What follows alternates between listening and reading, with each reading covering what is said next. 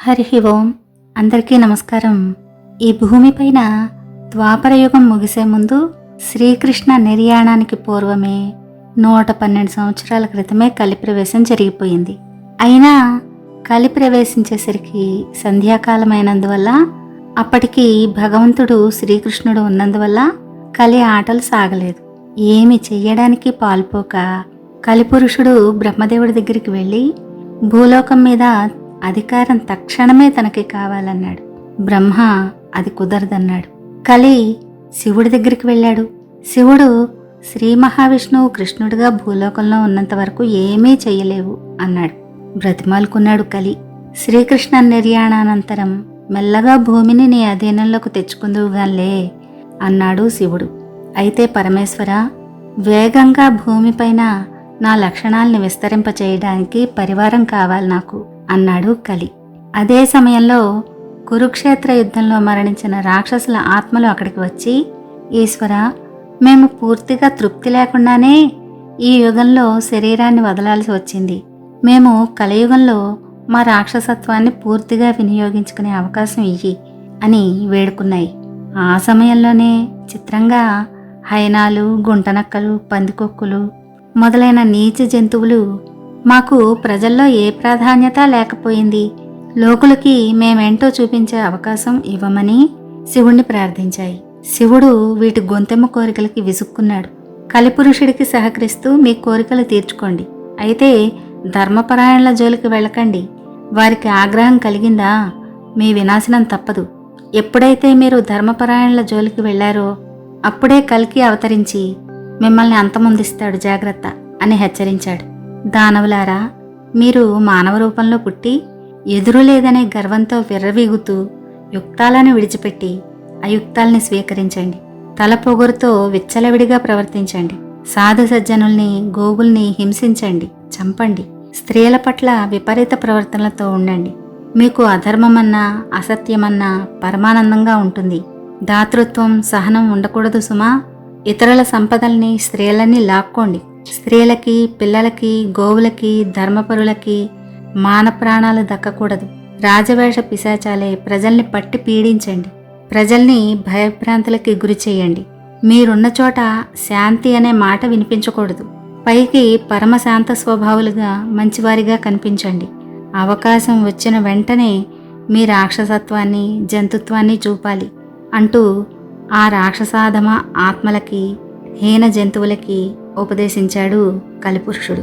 శ్రీకృష్ణ నిర్యాణానంతరం అర్జునుడి మనుమడు పరీక్షిత్తు భూమండలాన్ని పరిపాలిస్తున్నప్పుడు అతడు తన రాజ్యంలోకి కలి ప్రవేశించాడని విని యుద్ధ సన్నద్ధుడై సరస్వతీ నదీ తీరంలో ఉన్న కురుక్షేత్రానికి వచ్చాడు.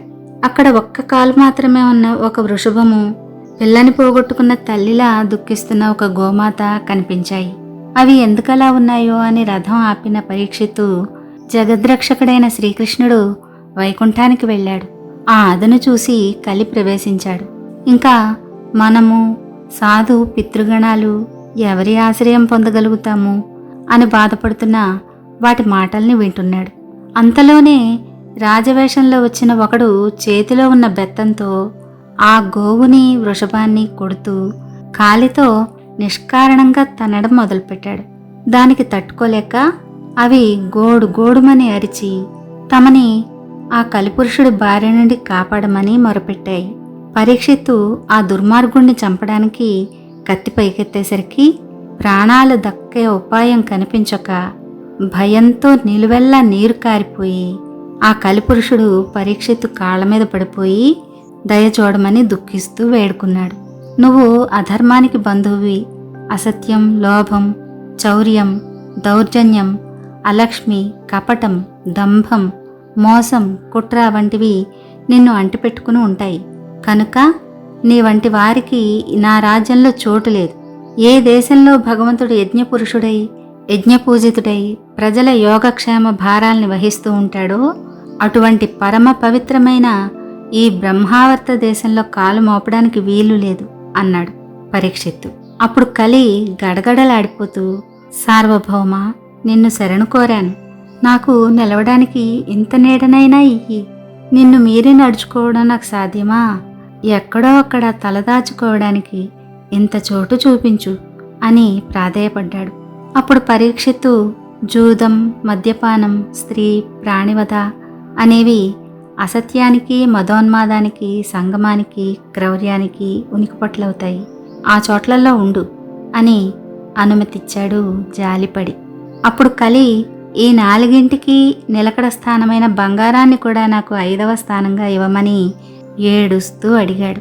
పరీక్షిత్తు కరుణతో కరిగిపోయి సరేనన్నాడు. అదే అవకాశంగా తీసుకుని పాపమని జాలిపడి ఆశ్రయమిచ్చిన పరీక్షిత్ మహారాజునే వంచించి అతడి బంగారు కిరీటం ద్వారా అతడిలోకి ప్రవేశించి అతడి చేత అనాలోచిత కార్యం చేయించి మహర్షి శాపం కలిగేలా చేసి పరీక్షిత్ మరణానికి కారకుడయ్యాడు. కృతజ్ఞత కలి లక్షణం కదా.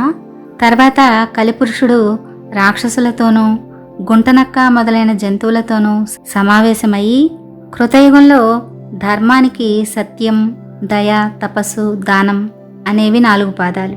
వీటి ఫలితం కరుణ, మైత్రి, క్షమ, శాంతి, దాంతి. దీని ద్వారా వారు ఆత్మజ్ఞానాన్ని పొందుతారు. అదే త్రేతాయుగంలో అధర్మానికి అనృతం, హింస, అసంతోషం, విగ్రహం అనేవి 4 పాదాలు.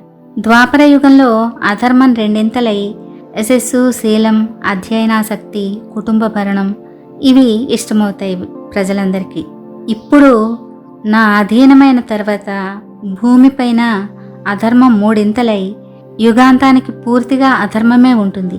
లుబ్ధత్వం, దురాచారం, నిర్దయ, శుష్కవైరం, దారిద్ర్యం, తృష్ణా విశేషం విచ్చలవిడిగా ఉండాలి. వీటిని వ్యాపింపచేయండి అని తన అనుచరులకి ఆజ్ఞ ఇచ్చాడు. కలి నాయకత్వంలో వారి రాక్షస ప్రవృత్తి నానాటికి పెరుగుతూ వచ్చింది. కాలక్రమంలో వీరంతా ఒక జాతిగా ఏర్పడ్డారు. వారి పైకి మానవ రూపాల్లోనే ఉంటారు, కానీ రాక్షస ప్రవృత్తి కలిగి ఉంటారు. మనుషుల మధ్యే మనుషుల కరుణతో ఆశ్రయం పొంది నివాసాలు ఏర్పరచుకుంటారు. కానీ వారి ప్రతి ఇంటికి పందికొక్కులు, ఎలుకలు నివాసాలు ఏర్పరచుకున్నట్లుగానే బొరియలు అంటే సొరంగాలు ఏర్పాటు చేసుకుంటారు. ఎందుకంటే ధర్మయుద్ధం చేసి అందులో జయం పొందే అవకాశం వీరికి ఉండదు కదా. అంత ధైర్యము వారికి ఉండదు. ఒంటరిగా కనిపించిన స్త్రీలను ఎత్తుకుపోయి అత్యాచారం చేసి చంపడం, లేదా ప్రేమ పేరుతో వంచించి చిత్రహింసలు పెట్టి చంపడం, పసిపిల్లల్ని కూడా క్రూరంగా చంపడం, గోమాతల్ని హింసించి చంపి భక్షించడం, సాధు సజ్జనుల్ని హింసించి చంపడం వీరి నిత్య కృత్యాలు. దొంగచాటుగా దెబ్బతీయడం వీరికి వెన్నతో పెట్టిన విద్య అవుతుంది. మక్కేశ్వరుణ్ణి ప్రచ్ఛన్నంగా ఆరాధించే వీళ్ళు తమలా ఆరాధించని ధర్మపరుల్ని అనేక విధాలైన మోసాలతో, కుట్రలతో అధర్మంగా చంపుతారు. చరిత్రలో ఎక్కడ చూసినా ధైర్య పరాక్రమాలతోనూ ధర్మంగానూ ప్రజాపరిపాలన చేసే పాలకుల్ని మోసంతోనూ కుట్రతోనూ చంపడమే వీరికి పనిగా కనిపిస్తుంది.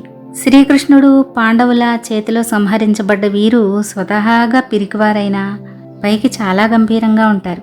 ప్రపంచంలో వీరు ఎక్కడ ఉన్నా సరే హింస, దౌర్జన్యం, అశాంతుల్ని పెంచి పోషిస్తారు. ప్రజల్ని ప్రశాంతంగా ఉండనివ్వరు. ఏదో ఒక విధంగా భయభ్రాంతులకి గురి చేయాలనే చూస్తారు. వీరికి హింస అన్నా, కామమన్నా ప్రీతి ఎక్కువ. సామాన్య ప్రజలు వీరిని చూసి భూలోకంలో నరరూప రాక్షసులని భయభ్రాంతులకి గురి అయ్యేలా మనుషుల్ని చంపి వారి పచ్చి అవయవాల్ని తింటూ రక్తాన్ని తాగే స్థితికి చేరుకుంటారు.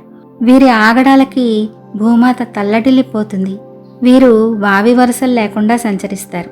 ఒకే స్త్రీతో కుటుంబంలో ఉండే మగవారందరూ చిన్నా పెద్ద లేకుండా కాపురం చేయడం, తండ్రి కూతుర్ని, తల్లిని కొడుకు, వదినని మరుదులు, అన్న చెల్లెల్ని ఇలా పెళ్లాడతారు. వారి సంతానంతో భూమిని మొత్తం నింపేయాలనుకుంటారు. వీరు చెయ్యని అక్రమం ఉండదు, అన్యాయం ఉండదు, అధర్మం ఉండదు. ప్రజలు వీరి బారి నుండి రక్షించమని భగవంతుని వేడుకుంటారు. ఎక్కడైతే ఎప్పుడైతే వీరి ఆగడాలు మితిమీరుతాయో అప్పుడు అక్కడ భగవంతుడు ఒక అవతార పురుషుడై వచ్చి వారి పీచమణిస్తూ ఉంటాడు. కలియుగం చివరలో కల్కి రూపంలో అవతరించి కలిని, అతడి అనుయాయుల్ని తుదముట్టిస్తాడు. అలా భూలోకంలో మానవ రూప రాక్షస సంహారం జరిగి తీరుతుంది. అప్పటి వరకు మనకి ఆ శ్రీకృష్ణనామస్మరణే దిక్కు చూపిస్తుంది. ఆ శ్రీమన్నారాయణుడే రక్షిస్తూ ఉంటాడు. ధైర్యం సడలనీయకుండా వీరితో జాగ్రత్తగా ఉంటూ ధర్మాన్ని పాటిస్తూ చెక్కు చెదరని ఆత్మవిశ్వాసంతో ధర్మపాలకులకి అండగా ఉందాం. ధర్మో రక్షతి రక్షితః. హరి ఓం.